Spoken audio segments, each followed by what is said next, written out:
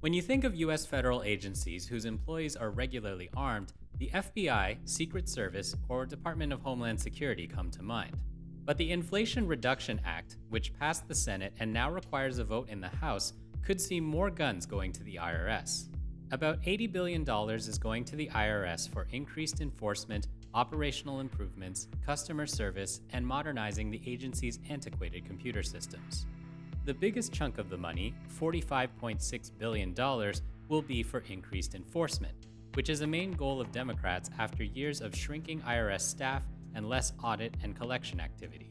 I think people can fairly expect a lot more audits, more sort of lengthy audits, more serious collection activity. I mean, those are things that I think I would expect. I think the enforcement one is, for most people, kind of the most, the most frightening, because we don't really know how far it will go. Democrats argue the increased investment is needed to make sure corporations and high net worth Americans are paying what they owe in taxes after a decade of declining audit rates. But Republicans are sounding the alarm of government overreach and are concerned a beefed up IRS will lead to more harassment of small business owners. In response to the IRS purchasing nearly $700,000 worth of ammunition earlier this year, Republicans Matt Gaetz and Jeff Duncan introduced the Disarm the IRS Act to stop the IRS from buying more bullets. According to a 2017 report from the Government Accountability Office, the IRS had almost 4,500 guns and just over 5 million rounds of ammunition in its armory. But the IRS Criminal Investigation Division, which has the only armed employees at the agency, does not bring that many cases, and many involve more than just taxes.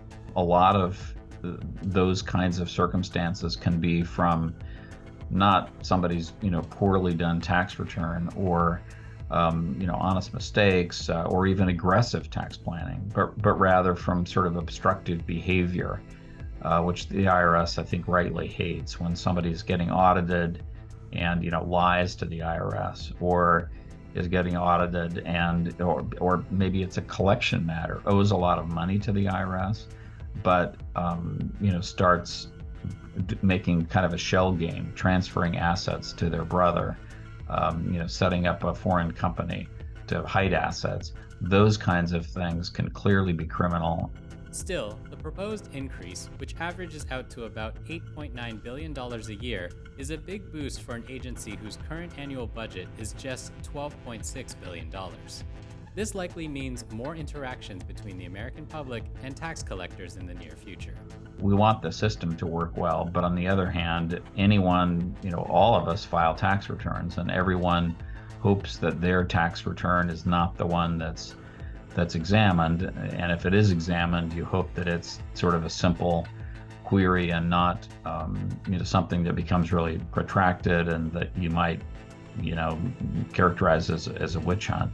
I mean, most turn out that way, but bottom line, anytime you talk about a big slug of money being designated for for IRS enforcement, there's going to be worry, and I think in some ways rightly worried